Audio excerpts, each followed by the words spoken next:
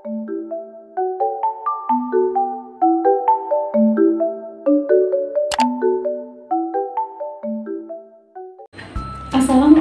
warahmatullahi wabarakatuh. Perkenalkan, nama saya Binili Astuti, NIM 1910207117 dari kelas Pendidikan Biologi 1 Lingga dan Hatta Palembang. Pada video kali ini saya akan menampilkan simulasi cara mengajar pada materi sistem pernapasan manusia pada pertemuan kedua. Assalamualaikum warahmatullahi wabarakatuh.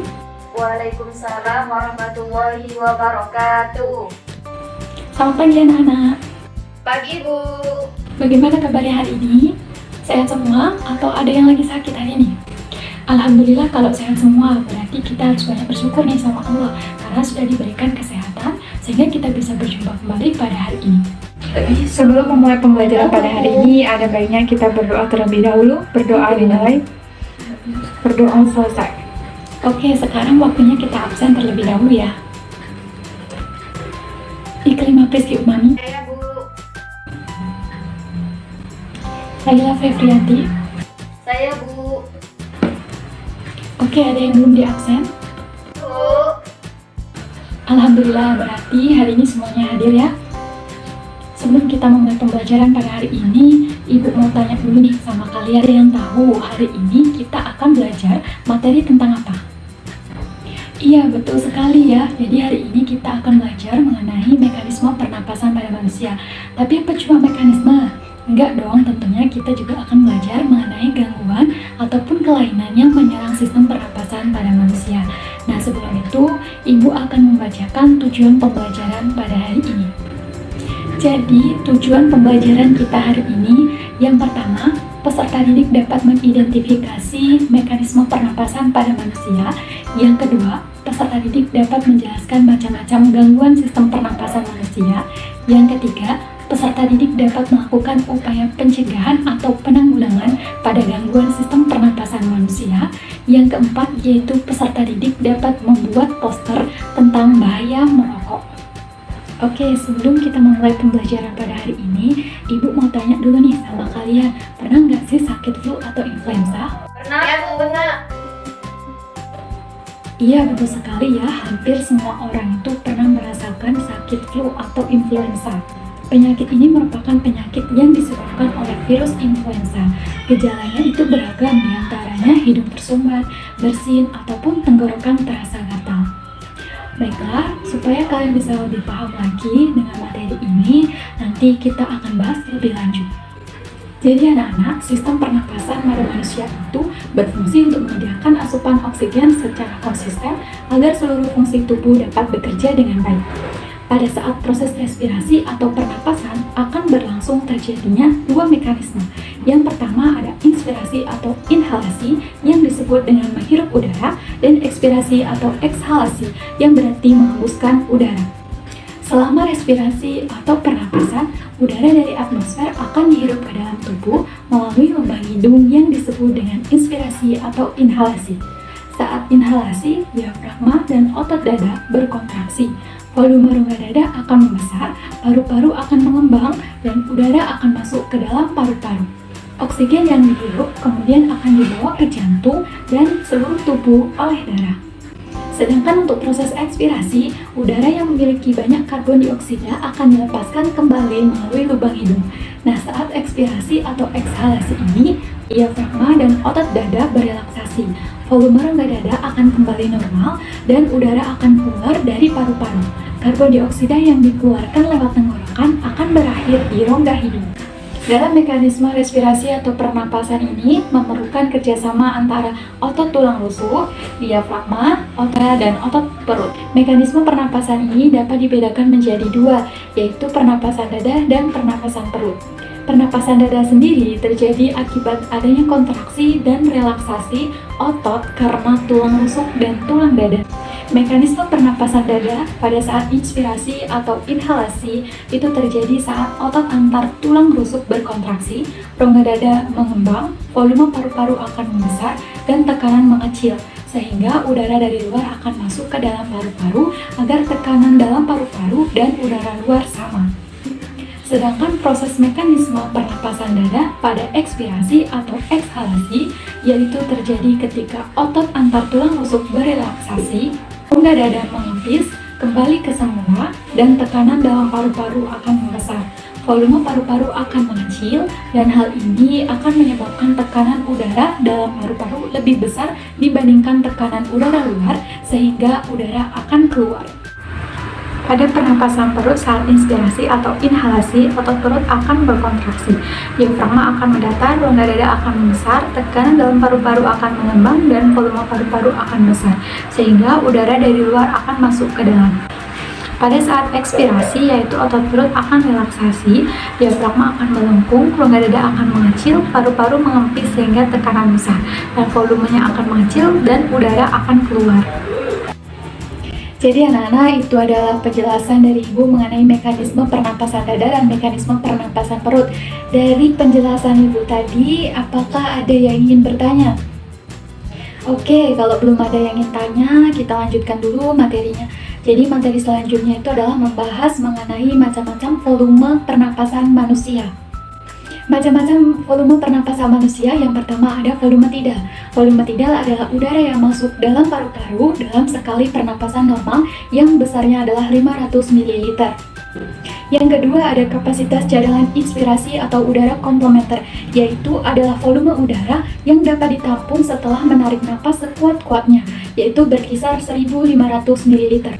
Yang ketiga ada kapasitas cadangan ekspirasi, yaitu udara suplementer, adalah udara yang masih bisa dikeluarkan setelah ekspirasi normal, volumenya berkisar 1500 ml. Yang keempat ada kapasitas vital paru-paru, yaitu volume udara pernapasan dengan inspirasi sedalam-dalamnya dan ekspirasi sekuat-kuatnya. Volume yang keluar masuk berkisar 3,5 sampai 4 liter. Selanjutnya ada volume sisa atau udara residu, adalah volume udara yang tertinggal dalam paru-paru walaupun telah menghembuskan napas sekuat-kuatnya. Udara ini tidak bisa dikeluarkan, besarnya adalah 1 liter. Dan yang selanjutnya ada kapasitas total paru-paru, yaitu adalah kemampuan paru-paru untuk menampung udara atau kapasitas vital ditambah udara residu. Volumenya sendiri berkisar 5000 ml. Jadi anak-anak, sebelum kita lanjut ke materi selanjutnya, di sini Ibu akan menampilkan beberapa gambar. Gambar pertama yaitu ada gambar cowok, ada gambar cewek. Dari dua gambar tersebut, manakah yang bernapas lebih cepat? Oke, jangan dijawab dulu. Untuk yang gambar kedua, nah gambar kedua ini ada gambar orang posisi duduk dan orang yang berlari. Nah gambar yang ketiga adalah gambar yaitu orang tua dengan remaja. Nah dari ketiga gambar tersebut, menurut anak-anak manakah yang bernapas yang lebih cepat? Oke, ada yang bisa bantu jawab? Saya, Bu. Oke, kepada Emi coba, mana gambar yang bernapas lebih cepat? Yang gambar laki-laki, karena laki-laki itu lebih banyak membutuhkan energi untuk metabolismenya. Iya, betul sekali jawaban dari Emi. Salah satu faktor yang mempengaruhi frekuensi pernapasan pada manusia yaitu adalah jenis kelamin. Pada umumnya, laki-laki lebih banyak bergerak sehingga lebih banyak memerlukan energi. Kebutuhan dan oksigen dan produksi CO2 pada laki-laki juga lebih tinggi. Hal inilah yang menunjukkan bahwa proses metabolisme pada laki-laki lebih tinggi dibandingkan perempuan. Oke, ada yang mau menjawab untuk gambar yang kedua? Saya, Bu. Ya, si Alfanya, silakan. Saya, yang gambar B itu menunjukkan posisi berlari. Nah, biasanya posisi berlari itu lebih memerlukan pernapasan yang lebih banyak.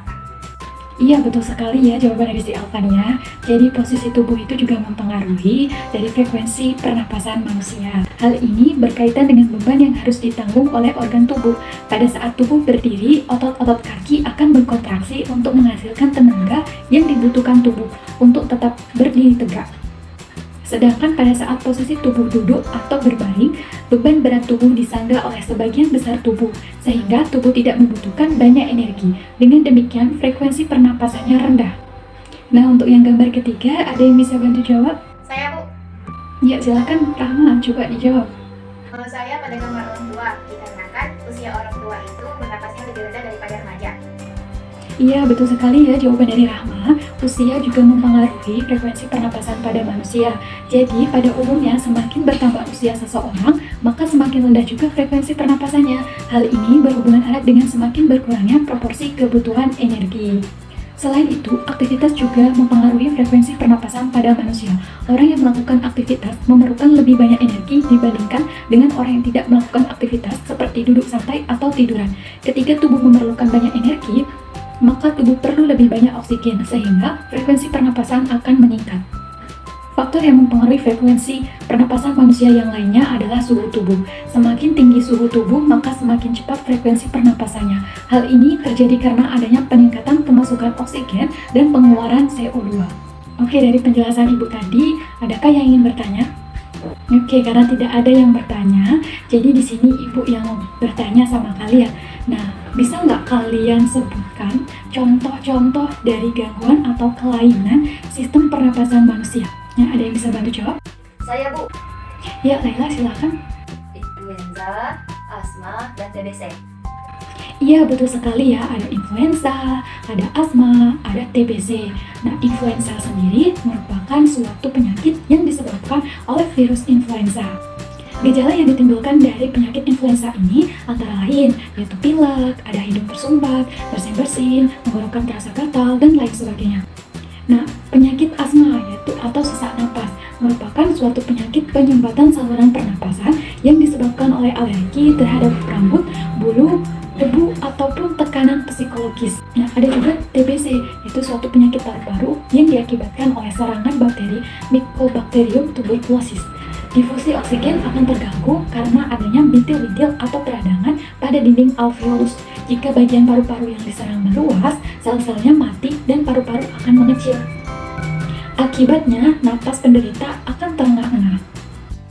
Oke, materi kita terakhir yaitu upaya pencegahan atau penanggulangan gangguan atau kelainan sistem pernapasan pada manusia. Nah, upaya-upaya yang bisa kita lakukan yang pertama, berolahraga secara teratur, jalan kaki, senam. Kemudian bisa juga kalian membuka jendela ataupun pintu rumah kalian ketika pagi hari, karena di pagi hari itu udaranya masih bersih. Kemudian tidak merokok. Nah, merokok ini sangat berbahaya bagi kesehatan sistem pernapasan manusia. Oke, supaya kalian menjadi lebih paham lagi dengan materi yang sudah kita bahas pada hari ini, nanti Ibu akan memberikan media pembelajaran. Nah, di sini Ibu ada media pembelajaran roda bingo materi sistem pernapasan pada manusia. Dan di sini ada kartu bingonya. Nanti Ibu akan bagi kalian menjadi beberapa kelompok. Masing-masing kelompok itu ada 4 orang dan kalian bebas milih kelompoknya dengan siapa. Untuk aturan mainnya nanti Ibu akan jelaskan. Baiklah, semuanya sudah duduk di kelompoknya masing-masing ya. Di sini Ibu sudah ada media pembelajarannya. Nah, untuk aturan permainannya sendiri, yang pertama kalian bisa memutar roda bingo ini. Nah, lihat anak panahnya, dia berhenti di mana? Misalnya anak panahnya berhenti di angka 2. Nah, kalau sudah, kalian buka pertanyaan yang ada di sini. Nah, di sini sebutkan 5 upaya yang dapat mencegah gangguan sistem pernapasan. Nah, kalau kalian bisa menjawab, kalian coret angka 2. Nah, putar lagi. Misalnya kalian dapat angka 8. Nah, kalian jawab lagi angka 8 ini. Bisa lagi, coret lagi. Terus putar lagi, dapat angka 12, coret lagi. Nah, untuk huruf Y sendiri, sini ada Y, E, dan A. Nah, itu adalah soal bonus. Jadi kalian tidak perlu menjawab pertanyaan, langsung coret saja. Nah, kalau sudah seperti ini, tinggal coret garis, tarik garis lurus. Oke? Nah, kalian akan menang apabila kalian bisa menjawab pertanyaan menurun seperti ini, mendatar, ataupun diagonal. Bagaimana? Paham? Siap, Bu. 10. Sebutkan 3 faktor yang mempengaruhi frekuensi pernapasan. Jawabannya itu usia, jenis kelamin, dan aktivitas. Nah, tuliskan yang di kotak kartu jawaban.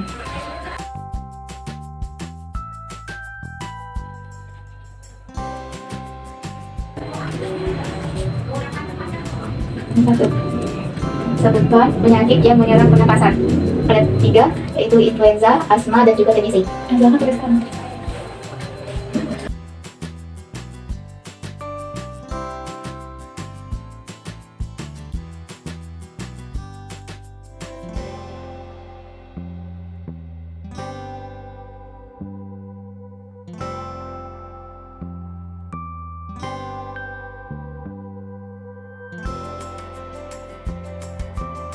Oke, mengingat waktunya sudah hampir habis, jadi kita langsung saja nanti kasihkan nama-nama yang pemenang ke Ibu melalui selembar kertas. Kita simpulkan bersama-sama dulu untuk materi yang sudah kita pelajari pada hari ini. Jadi yang pertama kita tadi belajar mengenai mekanisme pernapasan pada manusia. Jadi mekanisme pernapasan pada manusia itu ada dua. Yang pertama ada mekanisme pernapasan darah dan mekanisme pernapasan perut. Adapun macam-macam volume pernapasan, yang pertama ada volume tidal, yang kedua ada kapasitas cadangan inspirasi atau udara komplementer, yang ketiga ada kapasitas cadangan ekspirasi atau udara suplementer, yang keempat ada kapasitas vital paru-paru, yang kelima ada volume sisa atau udara residu, dan yang keenam ada kapasitas total paru-paru.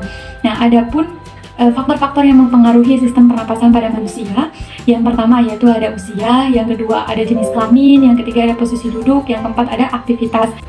Adapun upaya pencegahan atau penanggulangan gangguan sistem pernapasan pada manusia, yang pertama bisa berolahraga, kemudian bisa rajin makan makanan yang sehat, kemudian tidak merokok.